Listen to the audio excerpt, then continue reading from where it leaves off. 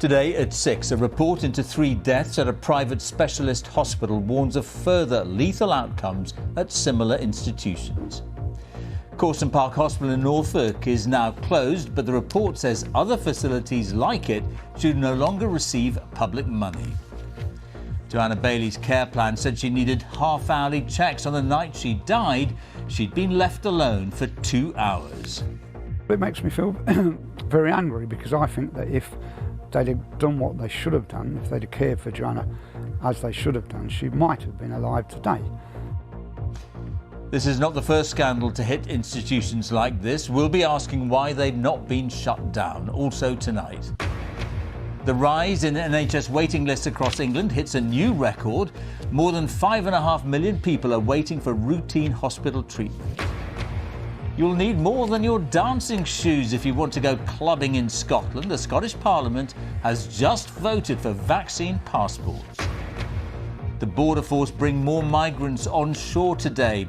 France accuses Britain of blackmail in a row over who should stop them crossing the channel. On Sports Day, later in the hour on the BBC News channel, we'll get the latest from Old Trafford with another COVID scare in the India camp ahead of the final test.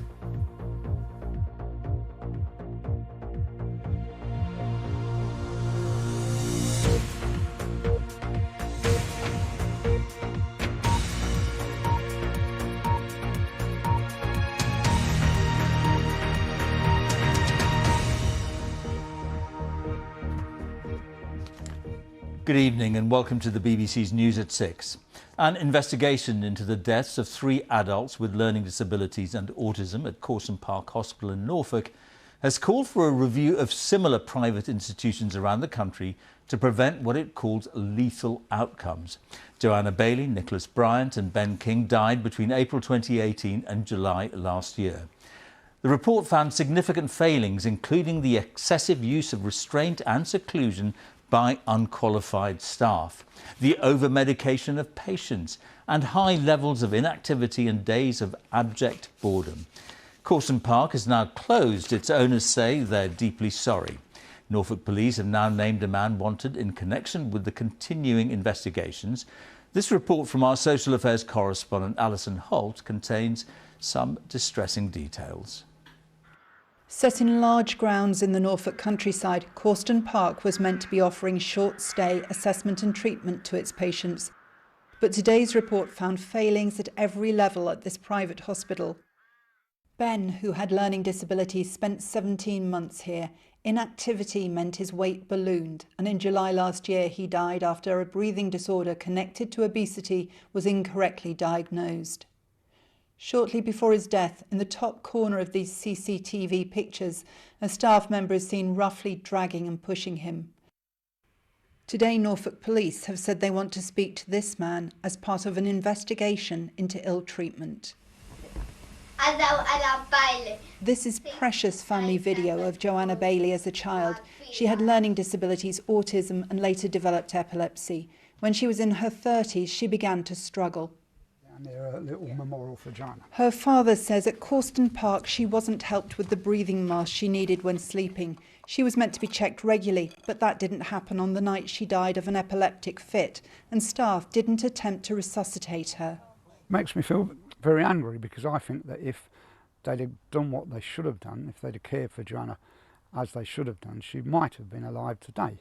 There was lack of treatment, there was no treatment. They're just put in there, and if you want for a better word, just left to get on with it, just locked up. A third patient, Nicholas, died the day after he asked to be taken to hospital. He was told it wasn't necessary. 10 years ago, the BBC's Panorama programme exposed abuse at another private hospital, Winterbourne View. The woman who wrote the official report into that scandal is behind today's report. The deaths of 3 young adults are a searing indictment of assessment and treatment services. And I think if there is an image that should stay with us, it's that of Ben's mother pleading with a senior clinician at Corston Park Hospital to get an ambulance for her son. That was in the hours before he died. That was not addressed. This is how 22-year-old Adam is spending his time now, busy and living with his mum. He has autism and communicates with sign language. He spent just 6 weeks at Corston Park. None of these places should be open, none of them at all. They should all be shut down. His mother took him out after finding staff pinning him down. He looked up at me.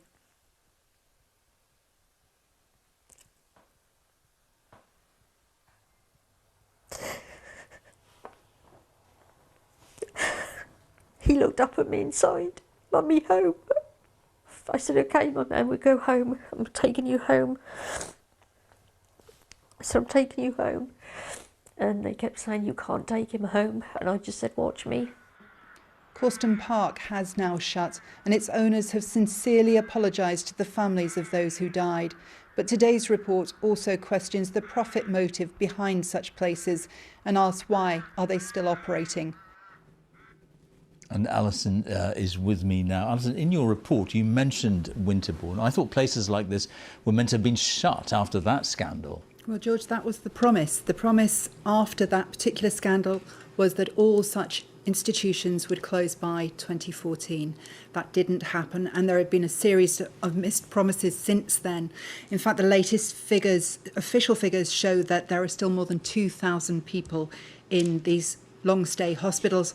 The average length of stay is over 2 years. The Department of Health and Social Care and the NHS are trying to move people out, but there isn't the sort of support in the community that is necessary. Now, this is expensive care. We know that Ben King's care was costing £26,000 a month. So there's pressure to shift that money from these hospitals into the community.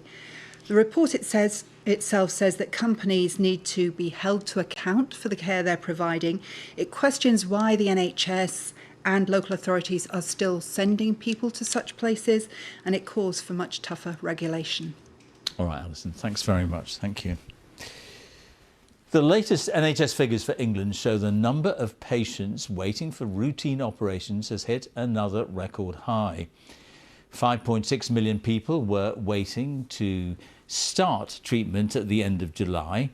The figures also show the number of patients waiting more than a year has edged down to under 300,000, but remains far higher than pre-pandemic levels. There were also issues with the waiting times for ambulances in the most urgent cases, as our health correspondent Anna Collinson reports. Treating more than 500,000 COVID patients in the UK has come at a cost. In England alone, those waiting for hospital treatments like hip and knee operations has reached a new record high. That's 5.6 million people living with prolonged pain.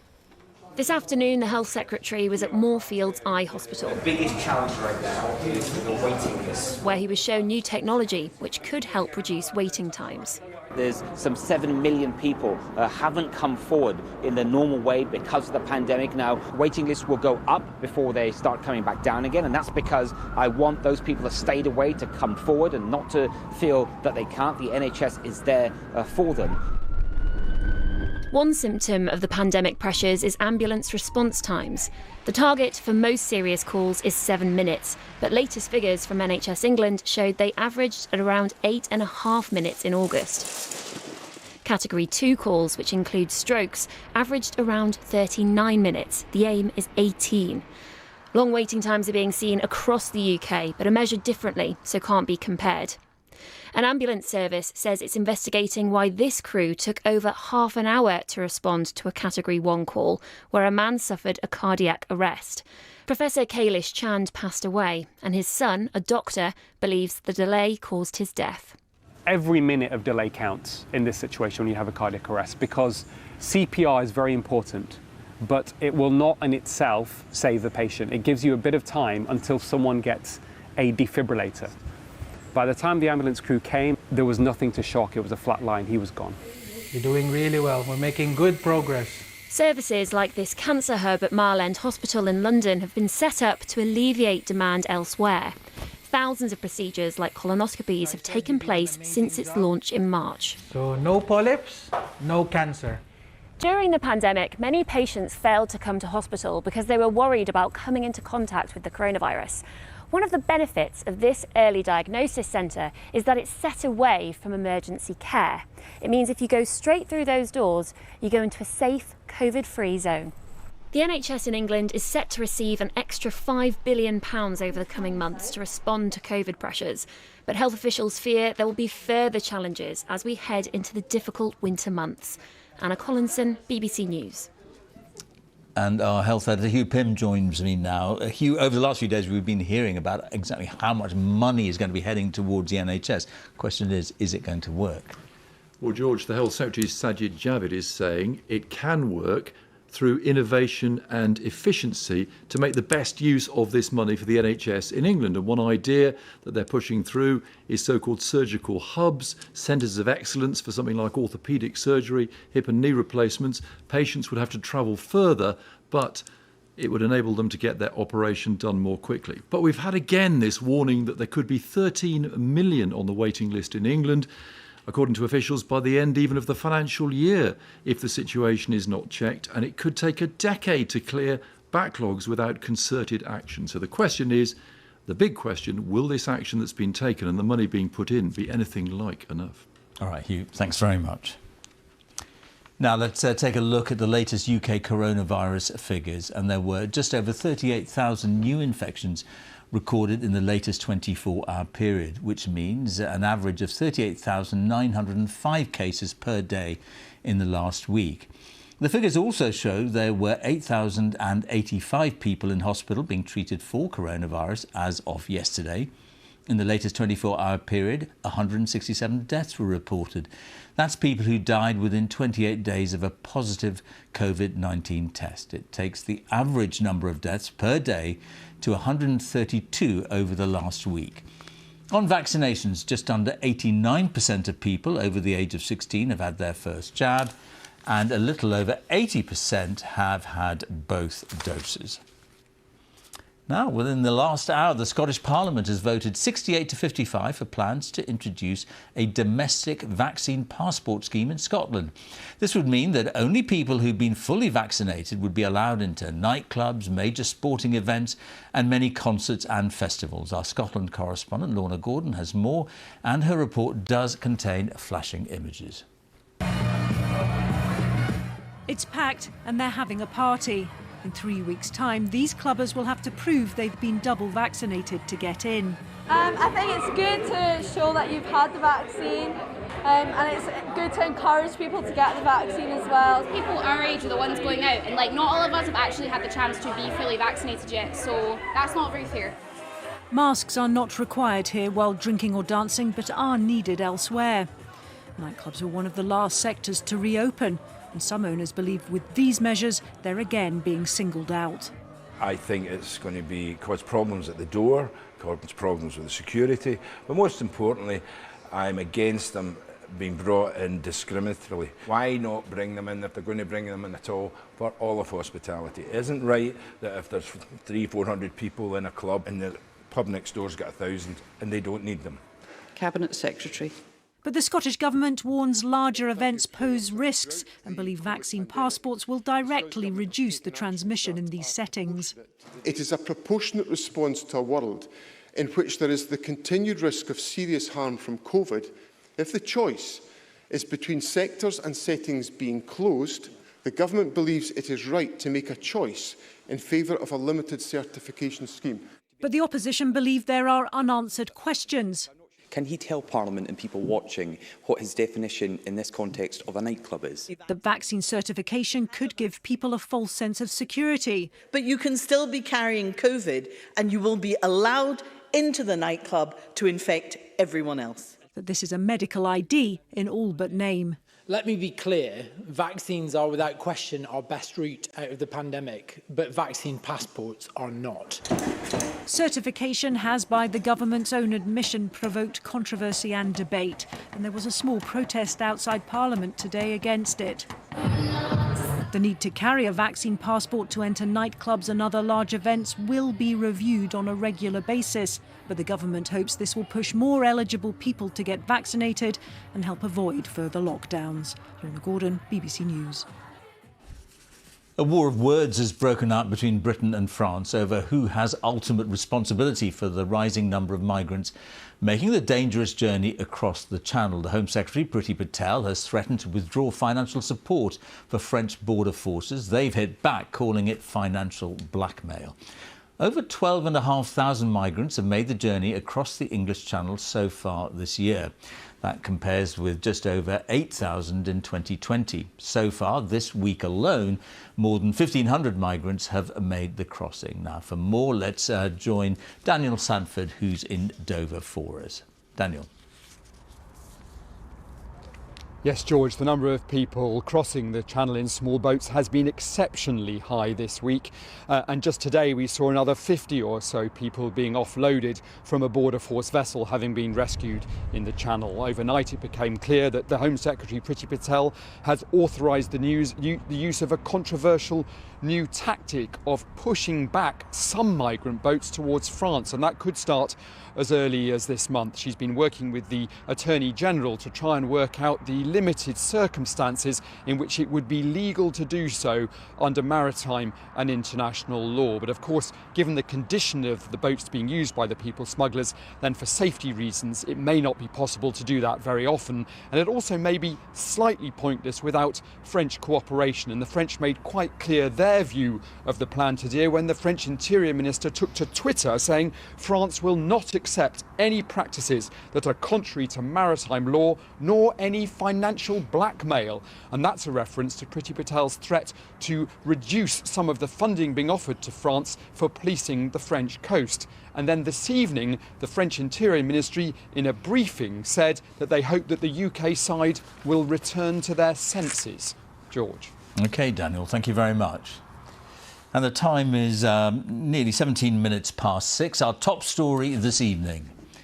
A report into 3 deaths at a private specialist hospital warns of further lethal outcomes at similar institutions.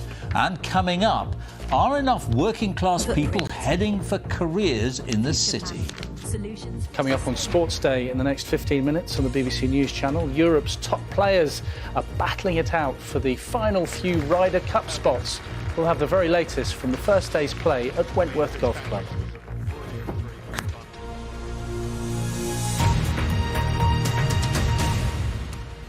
"20 years on from the 9/11 terror attacks on America, which killed nearly 3,000 people, the man thought to have masterminded them, Khalid Sheikh Mohammed, and his 4 key associates are in court for pre-trial hearings. It's their 42nd appearance, and the judge is the 8th to have presided over the case, which has been bogged down for years. The proceedings are taking place in Guantanamo Bay in Cuba, from where our North America correspondent Ali Maqbool sent this report. A demand for justice following that horrific day 20 years ago led to a wide-reaching response, but one that since led to accusations the US perpetrated injustice. In a tiny corner of Cuba, one notorious byproduct of the 9/11 attacks still remains. Prisoners are still being held in limbo in Guantanamo Bay.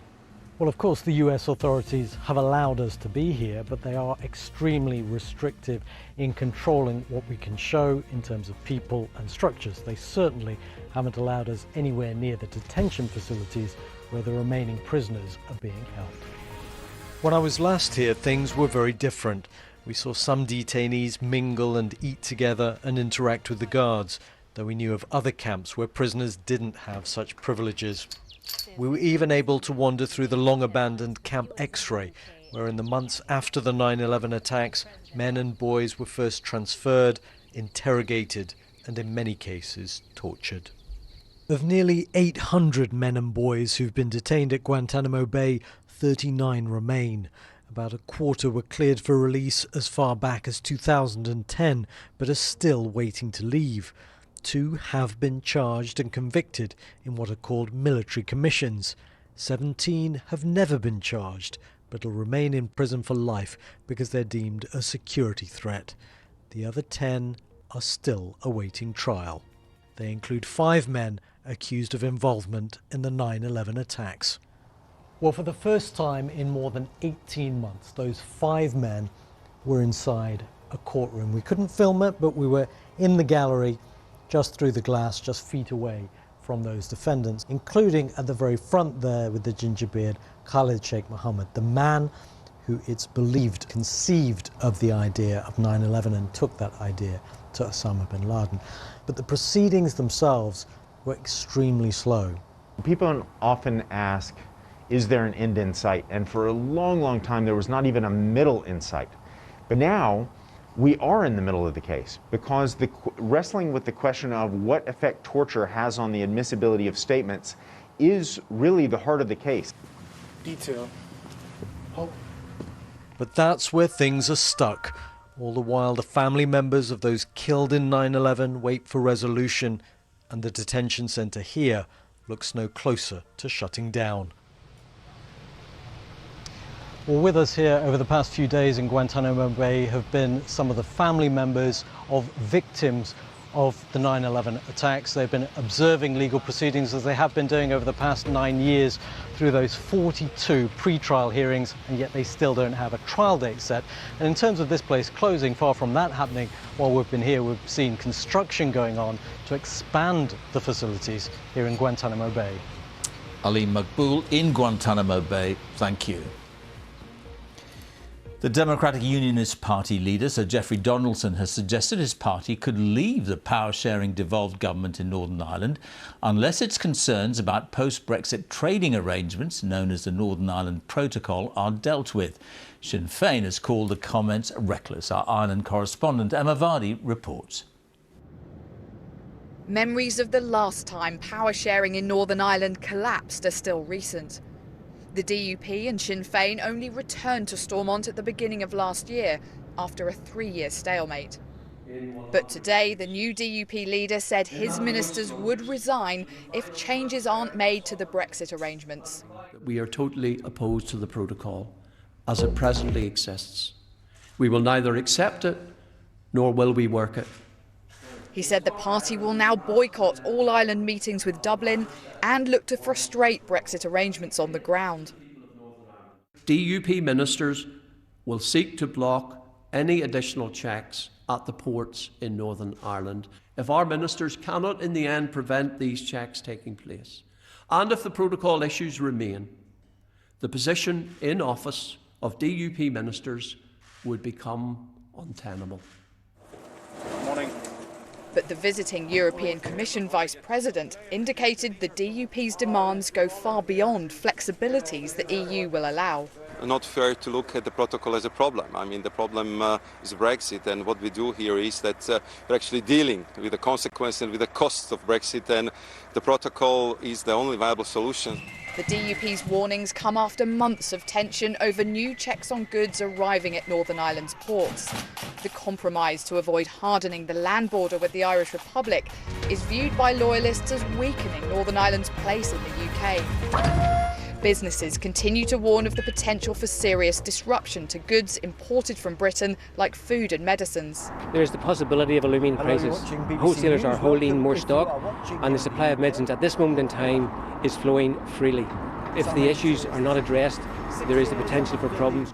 Today, Sinn Féin called the DUP's threat to bring down the Assembly a stunt. It would be extremely unpopular with the public if government here were to collapse again. But with an Assembly election coming next year, there'll be more tough talk on Brexit to come. What Geoffrey Donaldson had to say was irresponsible and reckless. I think it's driven by panic. I think it's driven by electoral interest. Brexit has shaken the fragile balance that peace in Northern Ireland depends on. The DUP hope today will serve as a clear reminder to London and Brussels of what is at stake. Emma Vardy, BBC News, Belfast. The Metropolitan Police Commissioner Dame Cressida Dick is expected to be offered another 2 years in the job. Her current 5-year contract is due to run out in April. It comes as victims of police injustice urge the Prime Minister to replace her. They have written an open letter accusing her of presiding over a culture of incompetence and cover-up. The accountancy firm KPMG has become one of the first large UK businesses to set a target for the number of employees from working class backgrounds. The firm has defined working class as people with parents who held routine and manual jobs, such as drivers, plumbers and farm workers. Our business editor Simon Jack reports. Getting through the door of top firms can be less about what you know than where you come from. People from a middle-class background are 60% more likely to be in a professional job. KPMG has set a target that it wants nearly a third of its top managers to be from working-class backgrounds by 2030. So diversity of perspective, diversity of thinking, diversity of insight really does lead to better outcomes. And we want to reflect that by reflecting society. And when I talk about working class, I mean routine maintenance and service organisations. So the van drivers, the butchers, the factory workers. And that is the group of parental occupation that we want to increase amongst our senior colleagues.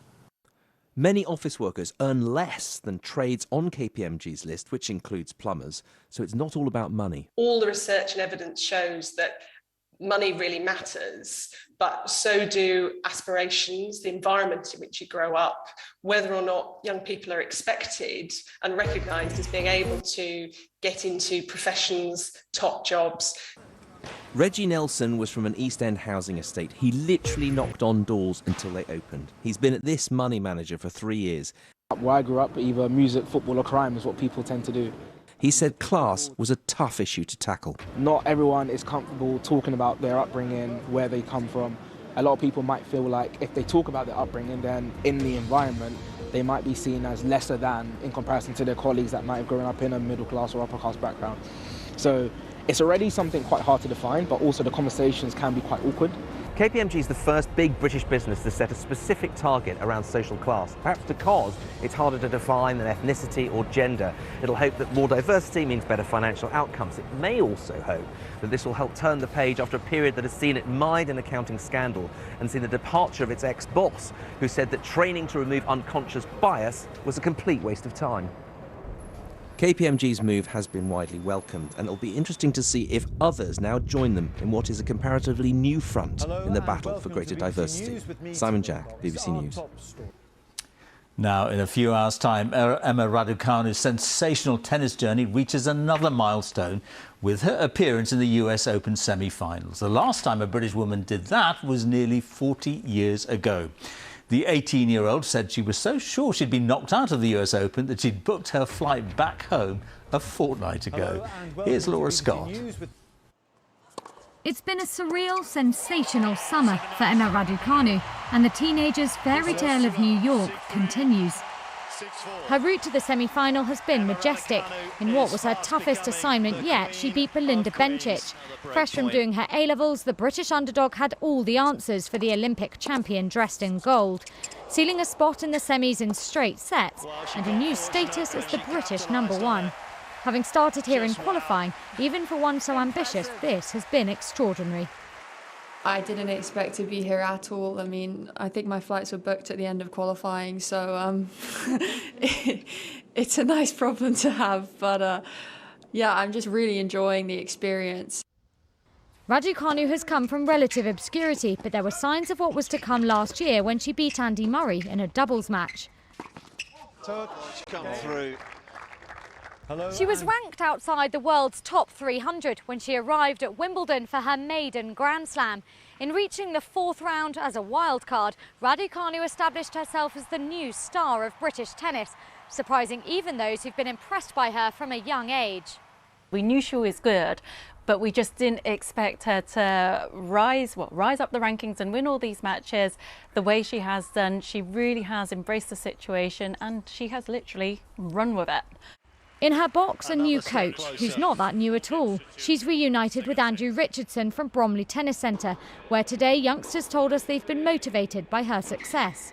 So it shows that it doesn't really matter quite how old you are, quite how much experience you have. It's just like how well you can perform. It's amazing to think that she went to my school, I saw her in the corridors, and now I'm watching her on TV. From the pages of Vogue to her social media pages, Raducanu's already transcending tennis.